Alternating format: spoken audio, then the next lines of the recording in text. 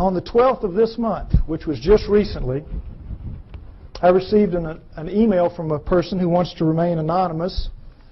And this is what he said to me. He is a geneticist, a full-blown geneticist.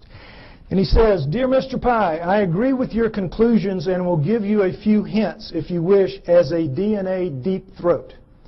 First, look up the huge discontinuities between man and the various apes for whole mitochondrial DNA, genes for the Rh factor, and human Y chromosomes, among others. Regarding number 3, the chromosomes, I refer you to K.D. Smith's 1987 study titled Repeated DNA Sequences of the Human Y Chromosome. It says most human Y chromosome sequences so far examined do not have homologs, which are similar sequences, on the Y chromosomes of other primates. Human female DNA does look somewhat ape-like, but not the male Y. This means that if we are a crossbred hybrid species, as you contend, meaning me, the cross had to be between a female ape-like creature, a creature of the earth, as the Sumerians said, and a male person from elsewhere, as I also contend." He goes on to say, "What the evolutionists do is find certain genes which look very similar between man and ape, then they make a tree of descent while ignoring those huge impassable abysses of difference elsewhere. Also, by certain methods of DNA dating, one can tell that numerous genes have been recently added to the human genome. If workers in my field were to say such things openly, we would be ostracized, as I also contend, and forced to live in a tent. Any work along these lines would be rejected without any form of appeal.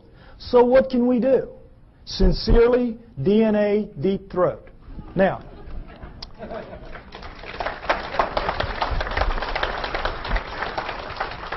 what this means, thank you, what this means is we win.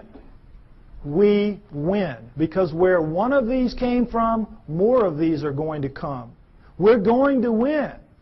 You've seen the evidence. Now, right now, we're getting our brains kicked out. We are getting our brains kicked out. That's why we're called the fringe. And the reason is we keep mounting these frontal attacks on the establishments. And every film that we produce, every photograph, every sighting, every testimony, every capture, every encounter that we have, and we throw at them with the best intentions. Our word is truth, is it not? Our word is, it's true. It's true. They dress it up, they say, well, you don't know what you're talking about, you don't know what you're seeing, you made a mistake, it was swamp gas, whatever. They're basically standing there and saying, you're just a bunch of liars. We're right and you're wrong, and because it is our word against their word, our word truth, their word liar, their word wins. Day in, day out, year after year. It's very frustrating, is it not? Boy, it just annoys the heck out of me. But what this means is we're going to win in the end. Why? Because the genes say so.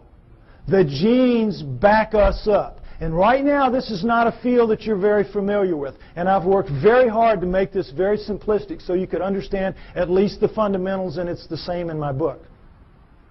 You need to be aware of this is because this is the back door, kids. This is the back. We're not going to storm them from the front. We've been doing it for years. They know how to deal with us.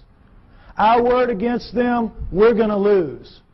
But in this instance, the genetic end of it, what is it? It's their word against them. It's their research against them. They're going to lose. We're going to beat them with the genetic evidence. We got to beat them. We will beat them. We know we're right. We know they're wrong. They know they're wrong. They know they're wrong. We just have to get mentally tough and accept that this is a war. This is a fight. This is not, gentlemen, Marquis de Queensberry rules. This is a dog fight. This is a knife fight. And you all have got to get out there and proselytize. You have to familiarize yourself with these basics at least. And instead of throwing things at them that are going to bounce off like BBs off a barn door, You got to start throwing some darts. This stuff will do it. This will do it. We can win. We're going to win. Thank you. I'm Pye, and this is an exact stereolithographic copy of the famous Star Child skull. The Star Child skull is a real, true bone skull that was found in Mexico around the Copper Canyon area about 1930. Carbon-14 analysis has shown that it died about 900 years ago. As you can see, it is very different in shape from a typical human skull. But over the last 10 years, with the Star Child project, we've had dozens of experts examine it, and they can come up with no kind of typical human deformity that matches all of the unusual things about this skull. Its unusual physiology begins with the bone itself. It's uniformly half as thick as normal human bone, and it weighs half as much. It's very light by comparison, and yet it's 2 or 3 times as hard. It's extremely durable. We think some of that durability comes from very unusual fibers woven through the matrix of the bone, never seen in any other animal of any kind. There's also a red residue found in the bone in the cancellous holes that is also very unlike any other bone that is known. So you have those unusual attributes right off the bat. Then in the rear we see that it lacks an inion, which is that knot that we all have in the back rear of our heads. Everybody has that. Chimps have it, gorillas have it, everything has it. And that's where your neck muscles attach. Its neck muscles attach all the way down here, right on top of the foramen magnum, meaning it has a very small neck, like half the size of a normal human neck. And it sits at a different angle. The head sits at a different angle than a normal human head. Very different. Chewing muscles very much reduced. Normally up here, down here in the Star Child. Very small lower face. Look at these eye sockets. Look how shallow they are.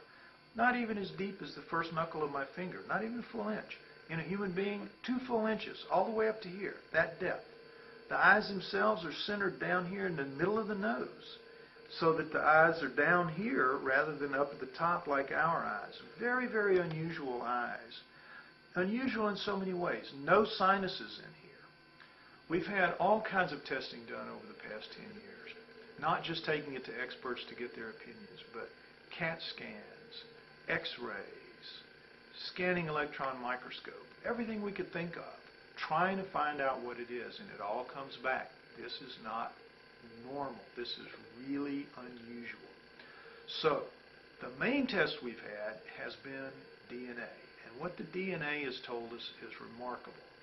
In 2003, we recovered very easily its mitochondrial DNA, which told us that its mother was human. But in 6 full attempts, we could not recover its nuclear DNA. And nuclear DNA comes from your mother and your father. And so that told us right away that the father was very unusual and the Star Child itself was very unusual. Now, during the course of this year, 2009, we're hoping to have a DNA test done that will recover the entire genome of this remarkable relic. And when we get that result in, and we believe that we'll have it by the end of this year, we know that this skull is going to make history as big and as dramatically as history can be made. It's going to prove that at one time on planet Earth 900 years ago in Mexico, an alien human being walked this earth.